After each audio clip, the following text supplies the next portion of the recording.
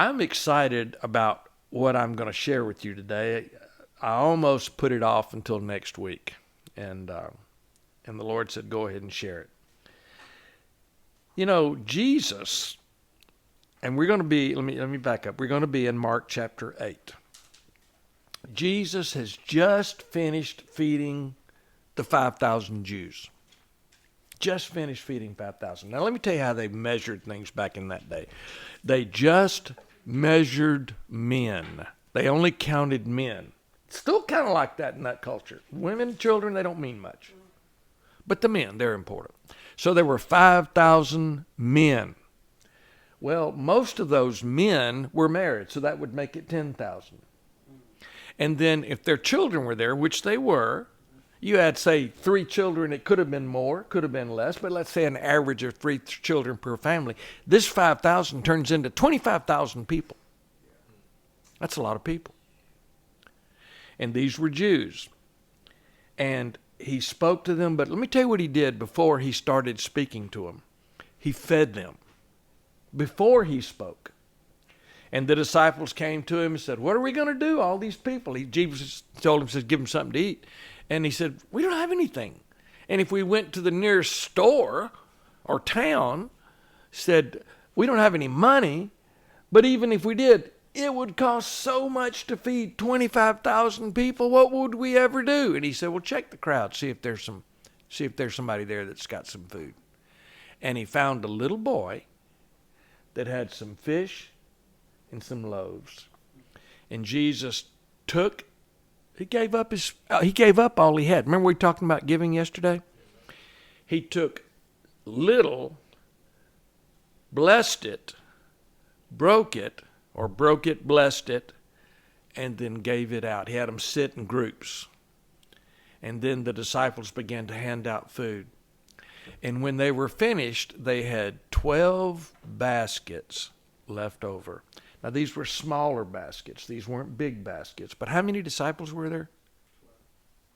Do you think? See, God does nothing. These numbers that are just thrown in there, they're not just thrown in there. There's a purpose. 12 left. They didn't have any food either, disciples. Now, each one of them has a basket. 12. And there's so many stories, and they move from this to another situation. They move from this, and then there's a big storm, and they forget everything. We're going to see that. They see all these miracles, and it's like it never happened. And it's just like us and you. Same thing. Well, I'm going to read about the feeding of the 4,000. They crossed the Sea of Galilee, and that's another story in itself. I could get into that, and it would just do away with. It would just take too much time. And they are on the other side. Now, if you'll remember, I said they fed the Jews before they preached. Okay? Before Jesus taught, he fed them. He gave them something first. The religious folks. Let me just read. In verse 1, I'm going to read down to verse 11, and then we're going to really just look at verse 11 through 21. But in verse 1, the feeding of the 4,000, I'm going to go ahead and give you a title. Don't argue and don't doubt. And I'm going to tell you we do both. I'm not talking with each other. I'm talking with God. Do you ever argue with God? Don't you shake your head. I guarantee you have. What are you doing, God? We've all done it. You ever doubted God? Not permanently, maybe, but I mean, what am I going to do? What about a driver's license? Yeah. You know what I'm saying? Yeah. We've all done it. But here's the word. Don't argue with God and don't doubt God. Why? Because God knows, God cares. Now, let me say this. Before I start anymore, before I go any further, y'all need to be just like me. Because I never do those things. I have a problem with lying, but I don't do anything. Okay, I'm joking, okay? We've all been there. Well, in verse 1, in those days, there was again a large crowd. He's over on the Gentile side now, okay? He was in the region of Decapolis. That's where he met the man with, with the issue of the demons inside of him. Legion, thousands of demons in this man in the graveyards. He said, "What's your name?" "Legion, because we're many." That's the same place he was. Decapolis. It's 10 cities. It's not a town. It's an area of 10 Gentile cities across the lake, across the Sea of Galilee. In those days, there was again a large crowd, and they had nothing to eat. He summoned the disciples and said to them, now this is what he said, "I have compassion on the crowd because they've already stayed with me 3 days and have nothing to eat." Now you see, he fed the Jews before he preached because they wouldn't have stuck around. But the Gentiles, who had never heard anything like this before, they stayed for 3 days hearing Jesus speak and ate nothing. Think about that. And ate nothing. Jesus said in verse 3, "If I send them home famished, they will collapse on the way, and some of them have come a long distance." Jesus initiates grace. They ask Jesus for nothing. Jesus initiates out of his goodness and his love for you and for you. He's always been the one who initiates. We don't come to Jesus on our own. The Spirit, God the Father, God the Son, God the Spirit draws you to the love of God. Well, he told his disciples, we need to give them something to eat. Look what they said. They'd already seen it. Look what they said. His disciples answered him, where can anyone get enough bread here in this desolate place to fill these people? Same thing they said before. Now, when you think of bread, not only is bread a food, it was a staple in that day, but not only is bread a food, but there's a metaphor here. Jesus had said, "I am the bread of life." And it's amazing that the disciple used the words fill. Because you see, we're filled with the life of Christ. Okay? To fill these people, verse 5, Jesus asked them, "How many loaves do you have?"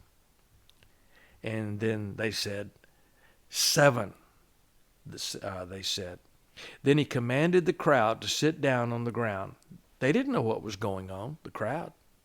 Taking the 7 loaves, look, same thing he did before, gave thanks for what he had. 7. Joshua, we were talking about multiplication yesterday. The disciples gave all their food.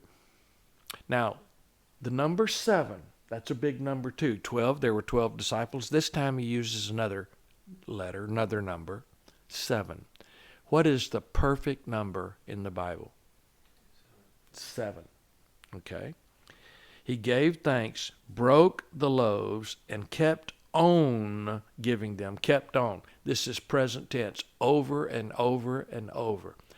God takes the perfect bread of life, his life, and he keeps on giving this perfect gift to you and to everyone else. Kept on giving them to his disciples to set before the people. Now he gave, the disciples are watching this multiplication take place right in front of their eyes, and he gives it to the disciples. You know why he gives it to the disciples? Not so they can have a big feast. He gives to them so that they can give away.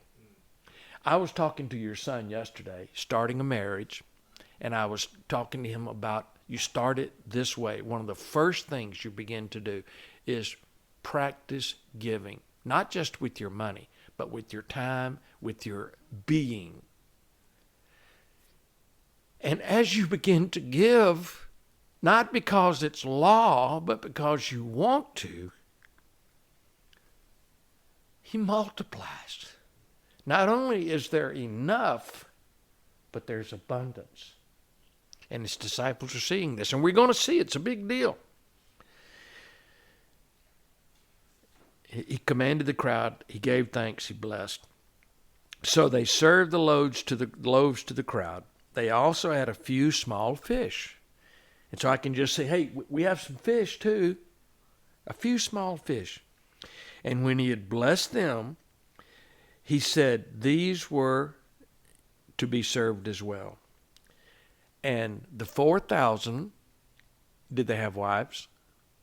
So that's 8,000. Let's say they had the same amount of kids. That's just rough figures, 3,000. So we're talking about probably a minimum of 20,000 people here. 20,000. And they're fed in abundance from basically nothing.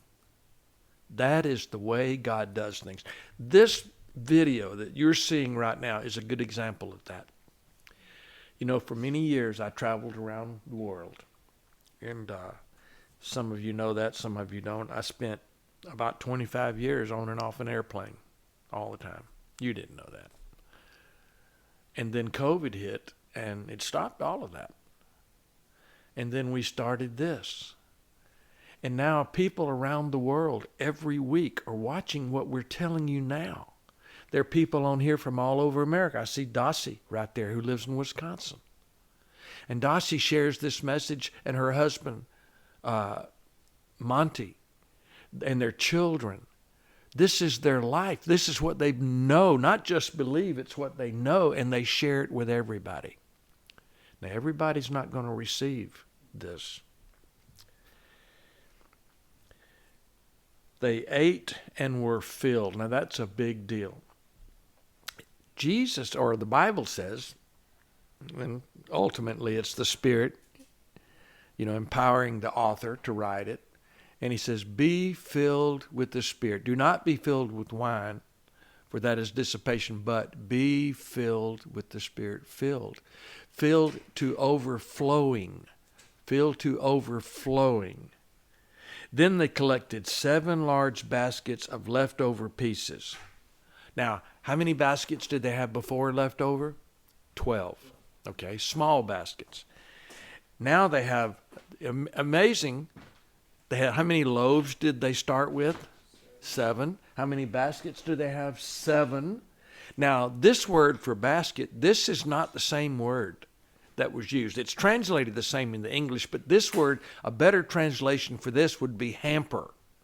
Like a dirty clothes hamper? You've seen wicker baskets, big wicker baskets, and air flows in, air flows out, and it keeps it from stinking. Well, these are big wicker hampers filled with food left over after they just finished feeding 20,000 people. You think about that. Would that get your attention? The disciples, now the people didn't know where it came from. They just knew food was coming. The disciples knew where it came from, and they saw what was left. They collected 7 large baskets of leftover pieces, about 4,000 men. Remember I told you they only counted the men. About 4,000 men were there. He dismissed them and immediately got into the boat with the disciples and went to the district of, now this word I had to kind of break it up, Dalmanutha. Where is Dalmanutha? Do you know this word's used one time in the scriptures, one time? And so I did a search and I found out, where is Dalmanutha? And basically it's the other side of the lake, and it's an area of Galilee. And it's around the area.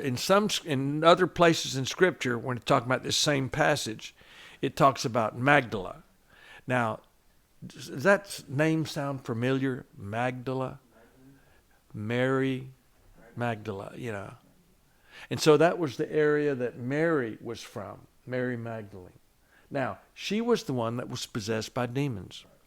That Jesus cast the demons out and she became a follower. And interestingly enough, she was the first one that got to the tomb and the first one that angel spoke to and said, he's not here. And then Jesus showed up and she thought it was the gardener and said, what have you done with him? Mary. She knew who it was. Interesting. But they crossed over and they went to that area. And it's on the western shore of the Sea of Galilee. Okay. Now we're getting to the message. All that was free. Okay? We're getting to the message. They go back to the land of the Jews and the Pharisees and Herod. And so the disciples had seen these huge things happen. The Jews had seen it. You know, these 25,000 men, the 5,000, 25,000 people, 5,000 men, they were fed miraculously. Now the Pharisees in verse 11 came out and began to argue with him. Now, isn't that amazing?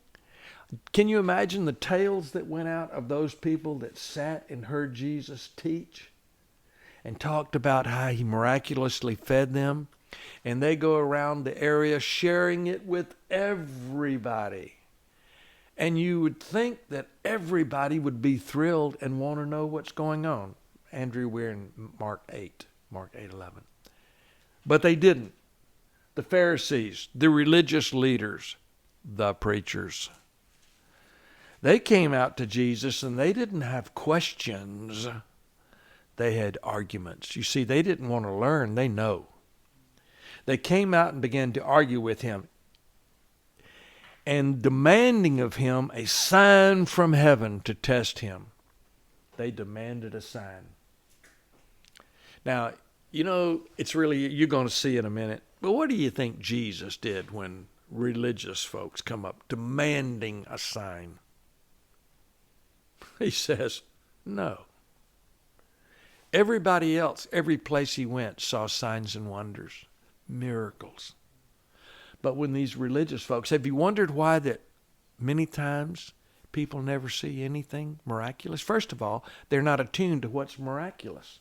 Everything Jesus does is miraculous. When an 8-year-old child trusts Christ, that's miraculous. When you pray for somebody and God heals, that's miraculous. Have you wondered why a lot of people never see any of this? Because they don't believe it. But sighing deeply, that's big. Jesus, sighing deeply in his spirit, he said, why does this generation demand a sign? I assure you, no sign will be given to this generation. Do you argue with Jesus sometimes?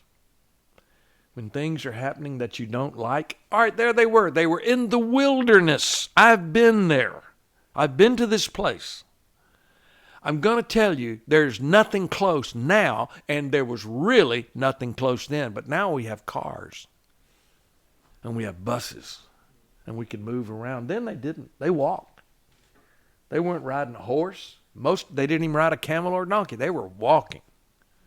And let me tell you something, 20, 30 miles is a long way in the desert.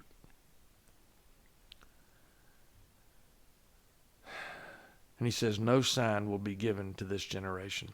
Then he left them, got on board the boat again, and went to the other side. Now, you can halfway understand how that these religious folks were playing games, arguing with God. But the disciples, they'd seen all the miracles that Jesus had done. They'd seen everything. And I'm going to show you how they doubted too. I said, don't argue and don't doubt. The Pharisees were arguing, and the disciples were doubting. Now you say, yeah, those people. Let's stop. That's me. Sometimes something happens that you don't like in your life, something hard spot, you don't like it. And you're blaming God. And as I've heard people say, if God allows this, maybe there's not even a God. Excuse me? And we've all kind of been there. Maybe not saying there's no God, but we've all doubted God. We've been mad at God for what's going on that we don't like. Well, let me give you an example. If you hadn't gone through what y'all did in Pakistan, y'all would have never met. Am I right? You wouldn't live where you live. You'd still live in that apartment. Your kids wouldn't have cars. They'd ride a scooter or bus. You know, you wouldn't have a deep freezer. You buy food for each meal. You go down to the bazaar. You buy it for one meal at a time. Am I right? You wouldn't have known any of this. And at the time, it was so harsh and so bad, and they were trying to kill you and beat you.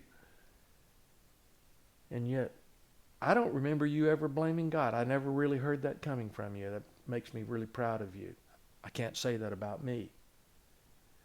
But I don't know what you're going through. I don't know. I know some of you, but there are people watching. I don't know what you're going through, but I can promise you God does. Dossie, I think of Monty when he had colon cancer not long ago. God healed him.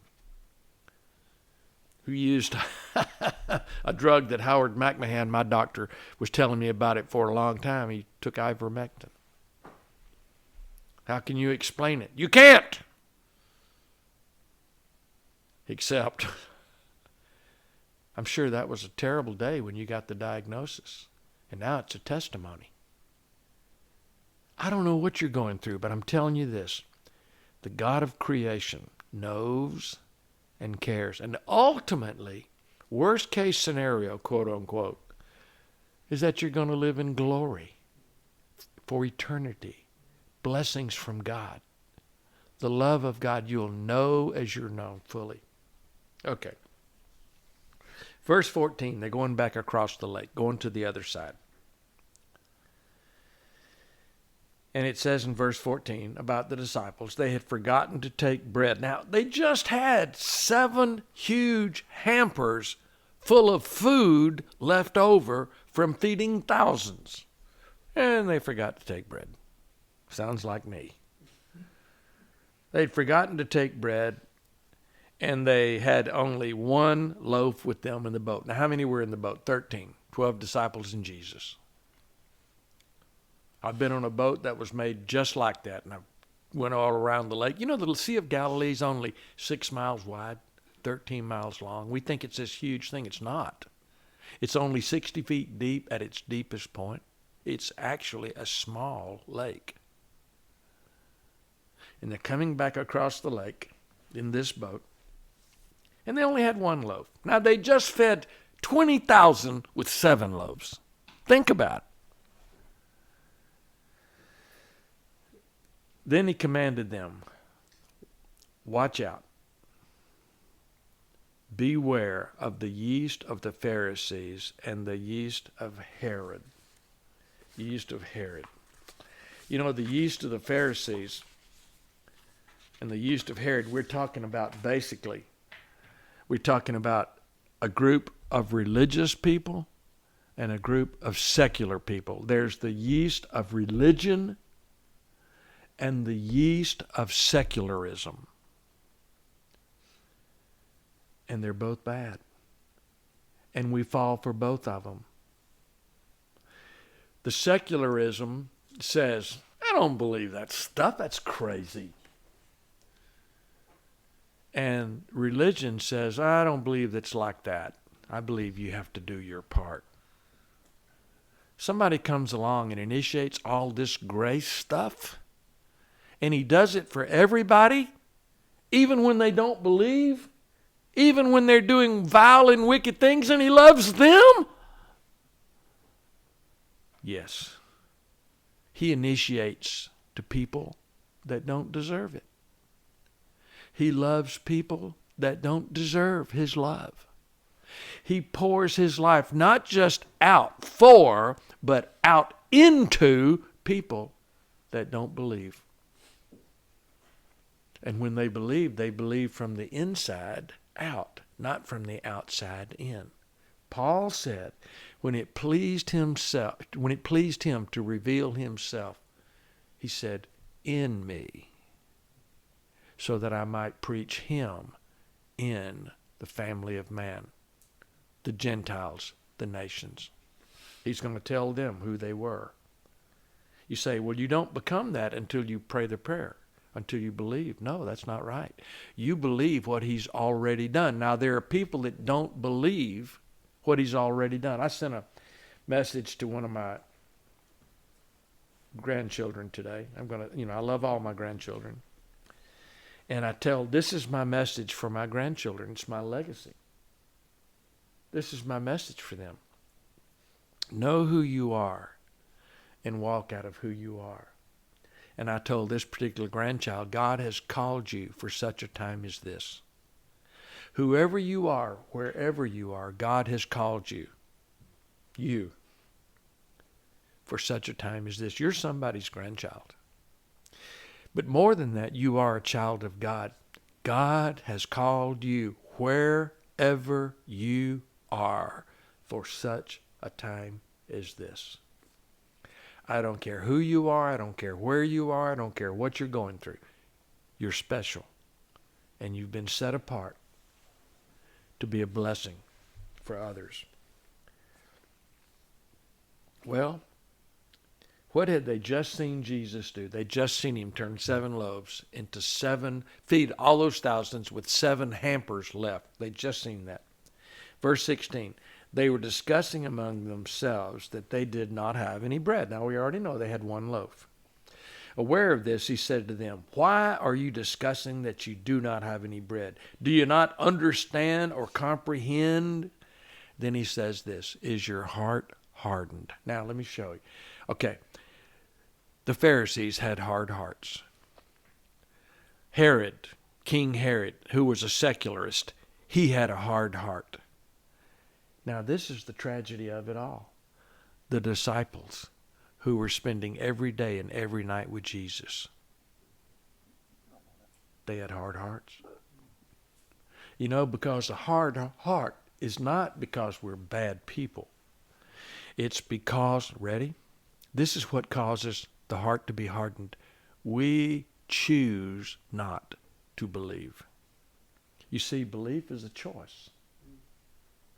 God gives us the ability to choose. But this is the crazy part about it. Believe and the word faith is the same word. So the Bible says that he gives us his grace and his faith, and he puts his faith that he believed the Father with, the Son, in our hearts, and we believe it back to him. We choose to appropriate belief, what he's already given. Do you understand that?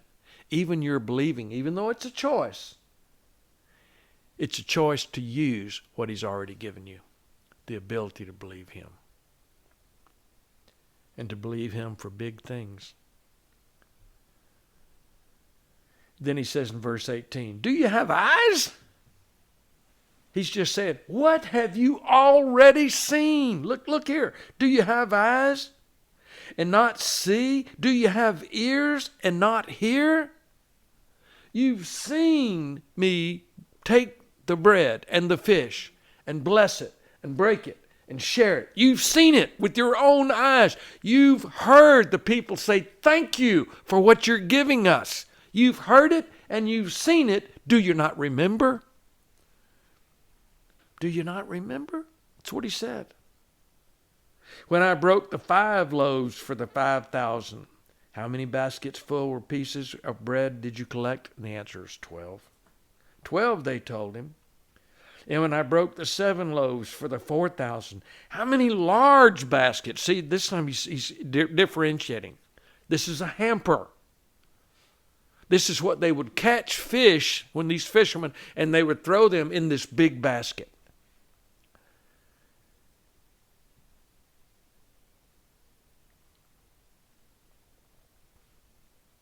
How many large baskets full of pieces of bread did you collect? 7, they said. And he said to them, don't you understand yet? All I can say for us, this is for us, okay? Don't you understand? It's not about what you do. It's about what he did, not does, did. And he still does it, but he did it, and he does it. And he gives us this message of faith and grace. His grace, his faith. Some people say his grace, my faith. Wrong. Yes, it's your faith, and it's your grace because he's given both of them to you. Grace equals Jesus. Jesus equals life. His life was given to you. When he gave you his life, what are you to do with his life? First of all, you believe him and you share his life with others. You don't share the life that he's given you so that they can have it one day. You share his life given to you that he has also given it to them. We tell people what he's already done, and we ask them to believe it. And you know what? Because he's also given them faith, they'll believe it. Okay? I hope this has been a benefit for you. I think today has been a very, very special day. I think the music was really special. And share this with people. There are only a few people on here with us live right now. You share this with everybody. You can share it on your page, share it on many pages. It's going to be on YouTube soon. I'll edit it and put it on YouTube. But folks, this is the message of life. There's an abundance.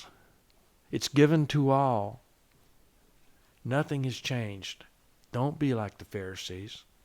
They were religious, but they were unbelievers. Don't be like Herod. He was a secularist unbeliever. And don't be like the disciples here. We've all been there. We've all been there. They saw it. They knew. And yet they were walking in unbelief too. They were walking as if they were not who they were. They were walking as if they were not set apart by God. You have been set apart. You have been set apart. You know what that word means? That word means holy. You are holy based on what he did. It has nothing to do with you. Holy is not an attitude. It is not an action. Holy is a position. He has chosen you holy. Colossians 3:12. He has chosen you holy to be loved by him. Again, Colossians 3:12. Every person you lay your eyes on is the same. They've been chosen by God because he loves them. Well, I hope this has been a benefit for you, and we'll see you next time.